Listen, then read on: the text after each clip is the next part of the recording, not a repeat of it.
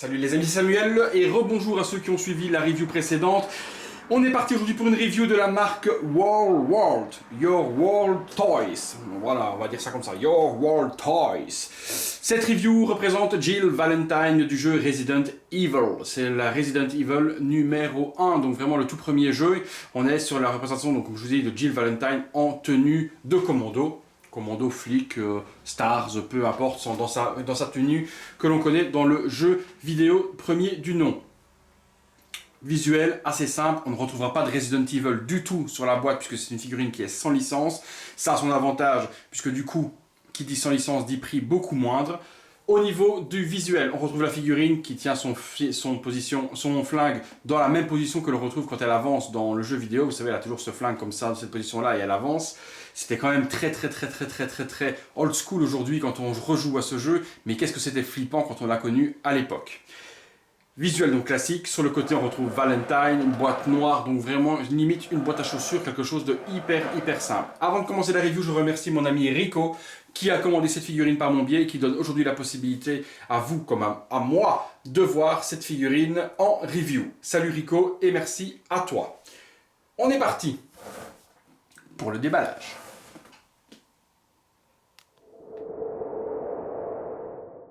Déballage de cette figurine, rien de bien compliqué, elle s'ouvre vers le haut. Comme une boîte à chaussures, je vous ai dit, comme toute boîte classique. On retrouve une mousse qui protège donc la figurine.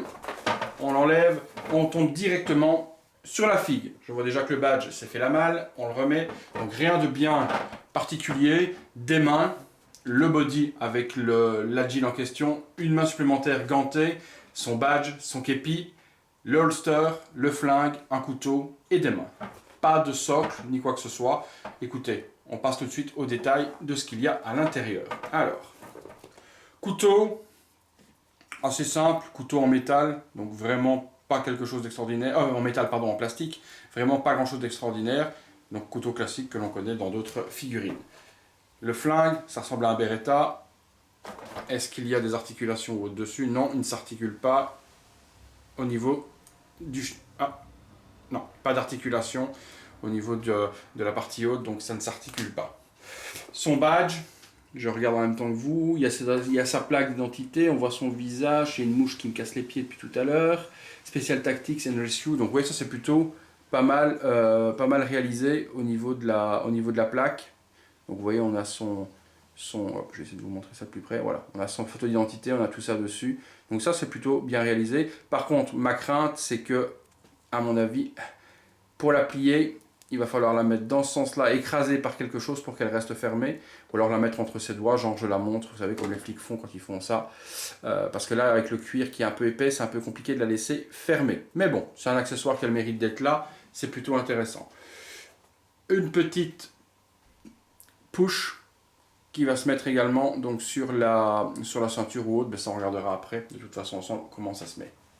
La figurine, c'est assez simple, c'est des figurines qui ne coûtent pas très cher, entre 100 et 130 $, je ne sais plus trop combien, est-ce que mes amis les ont payés par mon biais, mais c'est des figurines qui ne sont pas très chères. Donc forcément le visage va être ressemblant, mais on ne va pas avoir quelque chose d'extraordinaire non plus par rapport à ce que fait une marque, comme une marque Hot Toys, ce genre de choses, mais voilà, c'est quelque chose qui est quand même bien géré, le paint est propre, le visage est propre, on va la recoiffer forcément parce que là elle sort de carton, elle est complètement dégueulasse au niveau des cheveux. Il faut lui donner un peu de volume ou quoi que ce soit, mais ça on va le faire ensemble après. Le corps est respecté, les boobs sont pas trop gros, donc ça va encore. L'arrière, on a donc c'est bien, on a donc l'inscription comme dans le jeu qui est bien écrit derrière. Donc on a donc, je crois que c'était, si je dis pas de bêtises, je vais vous le lire même, Special Team and Rescue Security, donc ouais, Stars est bien mis derrière. On a donc le holster classique, ça je vais regarder comment ça se passe. Donc vraiment une figurine assez classique. Pour les fans du jeu, et pour le prix, ça vaut vraiment la peine. Écoutez, je vais essayer de vous placer ça, et puis on discute de tout ça. A tout de suite les amis. Voilà les amis, pose assez simple comme d'hab. Que dire de beau sur cette figurine? Eh bien, personnellement, je suis assez surpris. Je trouvais le visage au début simple, mais sans plus, et au final, lorsqu'on lui met le képi, on retrouve vraiment Jill Valentine. Donc personnellement, je trouve ça que c'est plutôt quelque chose de pas mal. Je lui ai mis une pose où elle tient son gun un peu comme dans le jeu lorsqu'elle avance, donc vraiment facilité avec ce body de mettre les bras comme l'on veut. Ça va être justement un avantage et un inconvénient. L'avantage, comme je vous dis, c'est de pouvoir mettre les poses que l'on veut, on le voit directement, on peut bien plier le bras, la mettre vraiment en garde ou ce genre de choses avec le flingue. L'autre aspect qui va être négatif, c'est forcément ces affreuses articulations en question sur le body qui font que c'est complètement moche, il faut dire ce qui est. Donc c'est un avantage et un inconvénient. Donc vraiment, pour moi, je trouve que c'est bien pour les poses. Esthétiquement, moi je trouve que c'est juste horrible d'avoir un body comme ça et de ne pas avoir un body ce qu'on appelle seamless. Donc les puristes et les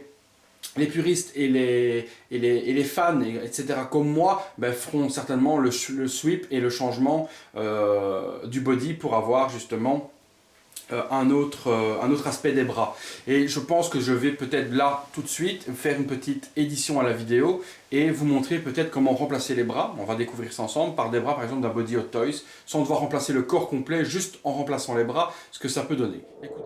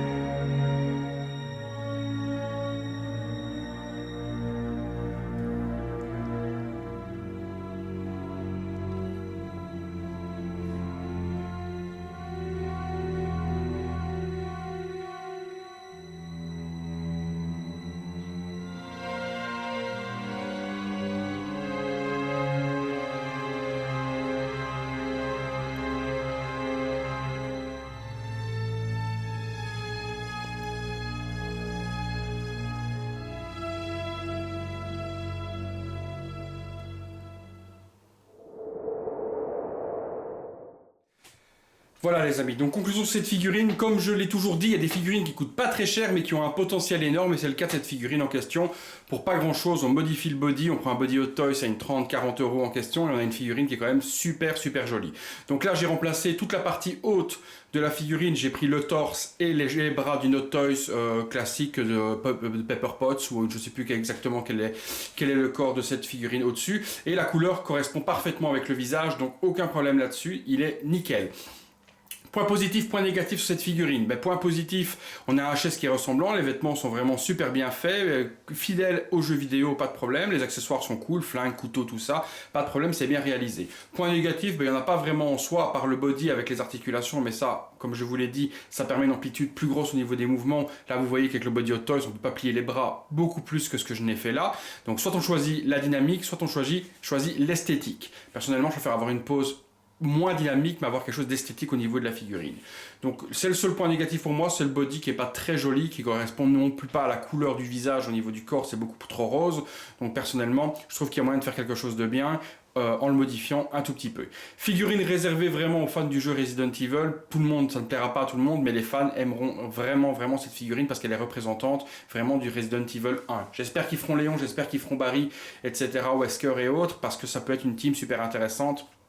Parce que beaucoup l'ont déjà fait en custom et je trouvais que l'équipe complète rassemblée c'était vraiment assez nostalgique et c'était plutôt pas mal pour les fans de la première heure de la série en question. Voilà les amis, ça se trouve aux alentours de 120-140 $ pour cette figurine, donc pas très cher. Vous achetez le body pour 180, les 190 $, vous avez vraiment une figurine qui pour moi est parfaite au niveau de la réalisation. C'est tout pour cette figurine, on se retrouve tout de suite pour une autre review ou à bientôt pour les autres pour une prochaine vidéo.